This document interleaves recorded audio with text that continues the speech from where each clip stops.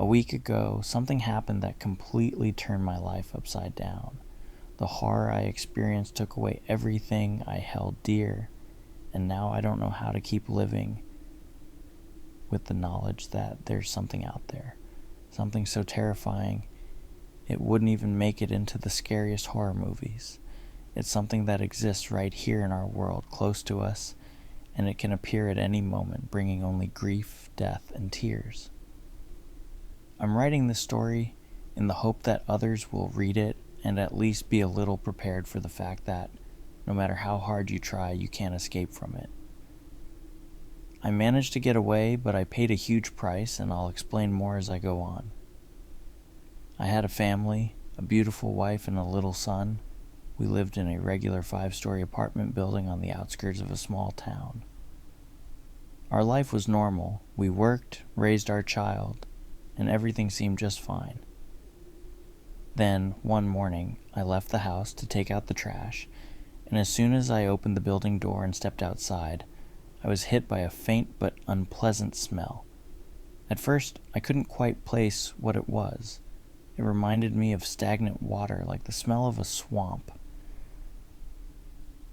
I thought maybe it was coming from my garbage, but when I headed toward the dumpsters, I found the real source of the stench. It was an open manhole. Naturally, when I got closer, the smell became even stronger. When I stopped next to it and looked down, trying to see what was in the darkness below, I realized it wasn't stagnant water at all. It was the raw odor of sewage. I remembered when a pipe had burst in the city center once, and the workers took months to fix it. The same terrible smell filled the air back then, just like it was now in our yard.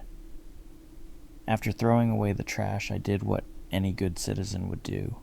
I found a large board and placed it over the manhole to make sure no one accidentally fell in. The cover was missing, probably stolen for scrap metal, as they often are, and people get seriously hurt falling into those things. But who cares about that, right? I thought as I wedged the board into place, feeling pretty satisfied with myself. I had no idea that this small act would soon turn into my worst nightmare. But at that moment, I was just looking forward to breakfast with my family. It was a day off, and nobody had anywhere to be except my son, who was eager to go play with his friends in the yard. He quickly finished his scrambled eggs, threw on his jacket, and dashed for the door. "Mom, Dad, I'm heading out," he called. "Don't stay out too long and zip up your coat. It's cold out there." My wife, Lisa, called after him. "Fine, Mom," he muttered, zipping up before racing down the stairs. "What's that smell in the apartment?" Lisa wrinkled her nose, glancing at me. "It's probably from me," I admitted. "From you? Did you roll around in the dumpster or something?" She teased, smiling. "No, someone stole a manhole cover, and the sewer stench is wafting up from there. It's pretty gross." "Well, it sure smells like you did. Go wash up and throw that sweater in the laundry," she said, waving me off. That's how our day began. Pretty ordinary. It stayed that way for most of the day, too. I spent my time alternating between watching news clips on YouTube and playing video games, which Lisa absolutely hated. My son came home for lunch around 3, then rushed back outside to play. God knows what they were up to out there. Lisa spent the day pampering herself, doing her nails, putting on makeup, and watching her favorite shows. A typical day off, right? But the calm was shattered when the sun began to set. Streetlights flickered on, and Lisa went out onto the balcony to call our son back inside. "Artyom! Artyom! It's time to come home!" she shouted into the yard. There was no answer. That wasn't unusual. The kids often ran out of earshot of their mom's calls. Since we lived on the outskirts of town, they sometimes played in the woods or went over to the next yard. At first we didn't think much of it, but when 7 o'clock rolled around, then 8, and we still hadn't seen or heard from him, Lisa began to panic. "Where the hell is he?" she snapped, pacing around. Calm down. He'll be back. He's probably just still playing somewhere. I tried to reassure her. Still playing. It's 8 o'clock, she fired back. All right. Call Yulia and ask if her son's home. Maybe they're together. Good idea, she said, rushing to the kitchen to make the call. A few minutes later, she ran back, phone in hand, her eyes red and welling up with tears. What's wrong? I asked, feeling my stomach tighten with dread. Yulia says her son has been home for hours, doing his homework since 3. Well, maybe Artyom came home earlier by himself. No, she said they all left together. Where could he be? Lisa cried. Did you try calling him on his smartwatch? He didn't take it with him. It's still sitting on the shelf. Oh God, what if something's happened to him? By this point, it was 10 at night. There was still no sign of our boy. Lisa, sobbing, grabbed her coat and said she was going out to look for him. Wait, I'm coming with you, I said, quickly getting dressed. We left the apartment, and outside everything was eerily quiet. Not a soul was in sight. Even the old ladies who usually sat outside all day had gone home, let alone any kids. It was cold, too, weather Artyom wouldn't have liked. Artyom! Artyom! Lisa shouted into the dark. I joined in, calling his name, but when we searched the yard, the woods, and the neighboring blocks and found nothing, a cold fear crept over me. Something was definitely wrong. My heart pounded, and I could barely keep it together as I tried to console Lisa, who was falling apart in my arms. After another half hour of fruitless searching, I finally called the police. The squad car arrived quickly, and the officers began taking down all the details: his height, hair color, eye color, what he was wearing. They assured us they'd find him and that everything would be okay. One of them radioed for backup, and soon a search dog and handler arrived. The dog sniffed Artyom's jacket, and we set out again to search. I'll save you the suspense. The search turned up nothing. We scoured the yard, the basements, the attics, even the woods, but it was as if my son had vanished into thin air. There was one strange thing, though. The dog flat out refused to go anywhere near that manhole. Remember the one I covered with a board? It sniffed around everywhere else, but wouldn't go within a few meters of the manhole, whining the whole time. And that's where our search ended. The dog wasn't picking up any scent, and we had no leads. It was as if my boy had just disappeared. I asked the police, my voice cracking, could someone have taken him? One of the officers shook his head. Sir, kidnappers usually go after kids from wealthy families, not random boys from small-town outskirts. Then where is he? My wife screamed through her tears. Ma'am, we're doing everything we can. We'll bring in more help. We'll find your son. But I couldn't shake the image of that manhole from my mind, and the smell still lingering in the air around it. No one had checked it thoroughly. What if he fell in? It leads to the sewers, doesn't it? Maybe we should take another look. Let's check it out, one of the officers agreed. We walked over to the manhole. I removed the board, and the officer shone his flashlight down into the darkness. There was nothing down there except half a meter of water and some floating debris. No sign of Artyom. A little later, an ambulance arrived. Lisa was shaking uncontrollably, in the midst of a full-blown panic attack. The paramedics gave her something to calm her down, and soon she fell asleep. I was barely holding it together myself, but I somehow managed to stay on my feet. The search for my son continued through the night. The emergency services joined in, sweeping every corner, but nothing. That night felt endless, and the dread in my gut told me something terrible had happened, something I couldn't even begin to understand. By the next day, the police officer who came to break the news said they still hadn't found him, and that's when my world truly fell apart. I couldn't eat, I couldn't drink. My wife and I wandered around the apartment like ghosts, barely speaking to each other. She had cried so much that there were no tears left. I didn't know how to live anymore or what to do next. On the fourth day of this nightmare, I heard that other kids from our yard had started to go missing. Kids the same age as my son, the ones he had been playing with that awful evening. More and more police officers and emergency workers swarmed our neighborhood.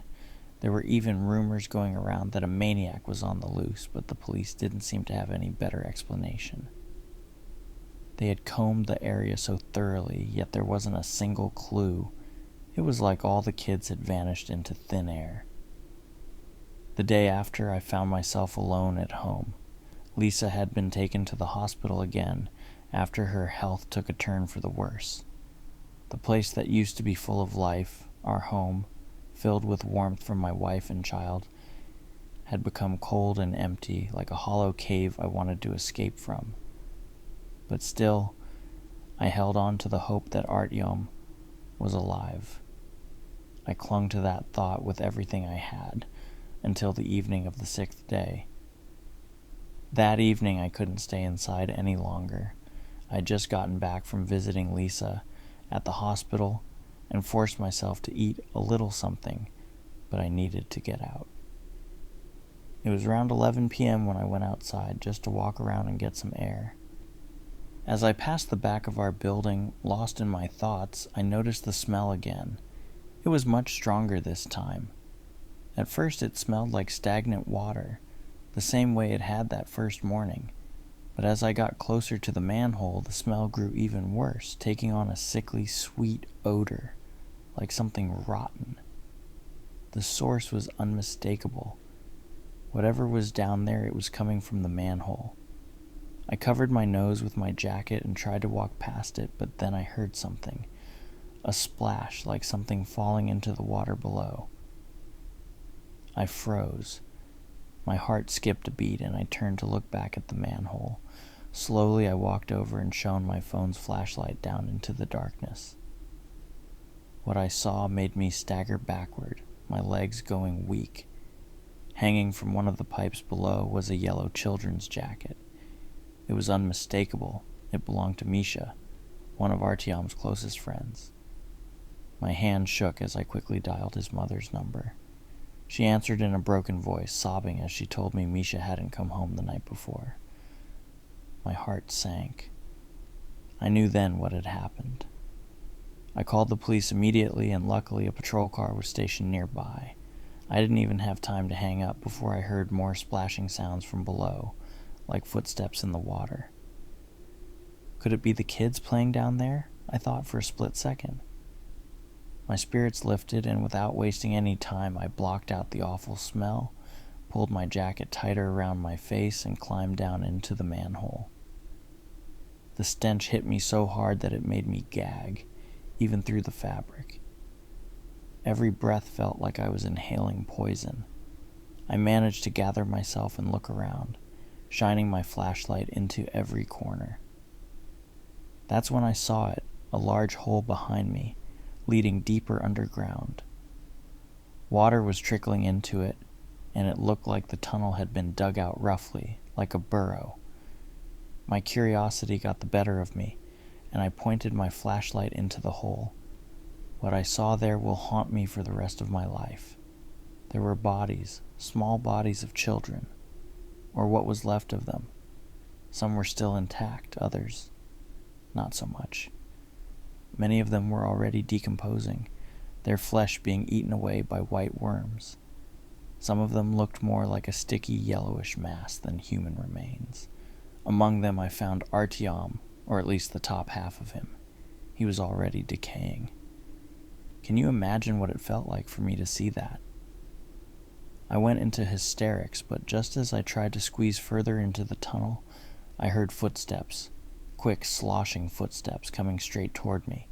I crouched down, terrified, and threw a glance in the direction of the sound. What I saw nearly made me tumble backward into the pile of corpses. About 10 feet away from me there was something. It was crawling on all fours, and in the dim light I could see it was wearing the face of a child, one of the kids who had been lying in that pile. Its head was twisted unnaturally to the side, and it was dressed in clothes that were far too small, stretched over its grotesque body. long, gangly limbs stuck out of the sleeves, and they splashed through the water as it moved. I was frozen, unable to move, staring at this thing. It stared right back at me, locking eyes. Then, it opened its mouth, revealing rows of rotting yellow teeth, and let out a blood-curdling scream, a scream so piercing and inhuman that it made my hair stand on end. That's when I knew I had to get out of there. I scrambled back up the tunnel, desperate to escape, and just as I reached the surface, the police arrived. They grabbed me and helped me out of the manhole, but they were clearly freaked out by what I told them. At first they didn't believe me, but then we all heard it. That same scream, echoing up from the depths below. The officers exchanged nervous glances, drew their guns, and cautiously descended into the manhole. I didn't stick around to see what happened next. I ran back to my apartment as fast as I could. I couldn't sleep at all that night, though I must have passed out from sheer exhaustion sometime before dawn. Later I found out that those officers never returned. No one saw them again. The children's bodies were recovered the next day. What was left of them, at least, and they were all buried. Grief, horror, and despair settled over our neighborhood like a dark cloud. Everyone was scared, but nobody really knew what had happened except for me and those 2 missing officers. When Lisa found out what happened, she started to lose her mind. She even tried to escape the hospital once, but the orderlies managed to stop her in time. I don't know how we're supposed to keep living after this. If you're reading this, please be careful. Stay far away from open manholes. You never know what might be lurking down there. Since that night, nothing has been the same. I can't sleep without seeing those horrible images flash before my eyes. The bodies, that thing crawling toward me, the scream that chilled me to my core. I live in constant fear now, jumping at every little sound, especially at night. Lisa, well, she's still in the hospital, and honestly, I'm not sure if she'll ever fully recover. Whatever happened that night broke her, just like it broke me. The police came back to our building a few more times asking questions, but they've been more focused on keeping everyone calm than on finding real answers. The official story is that the kids were found dead in an unfortunate accident in the sewer system. But I know the truth. I saw what was down there, and whatever it was, it's still out there somewhere. I'm the only one left who knows the whole story. No one else wants to hear it. They don't want to believe that something like this could happen. But the thing is, I can't stop thinking about that creature. The way it moved, the way it looked at me, like it was wearing a mask of one of those poor kids. What was it? Where did it come from? And most terrifyingly, is it still down there, waiting for its next victim? I've thought about leaving this place, starting fresh somewhere far away. But part of me is afraid that it won't matter. Whatever that thing was, it's not tied to just one place. It could be anywhere, in any sewer, under any city. I hear stories sometimes, reports of missing kids, strange sounds from underground, and I wonder if it's connected, if it's still happening, just in different places. I wouldn't wish what I went through on anyone, not even my worst enemy. I keep writing this because I hope someone will take it seriously, even if the police won't. I'm not sure what else to do. Every day I try to live normally, but the fear lingers. Every time I step outside, I feel like it's watching me, waiting for the right moment. Please, if you ever come across an open manhole, stay away from it. You might not be as lucky as I was, and if you ever hear that scream, run as fast as you can. I barely made it out alive. You might not. If you enjoyed this story, make sure to hit the like button and subscribe to the channel. Together we can take this channel to the next level, and don't forget to check out this video.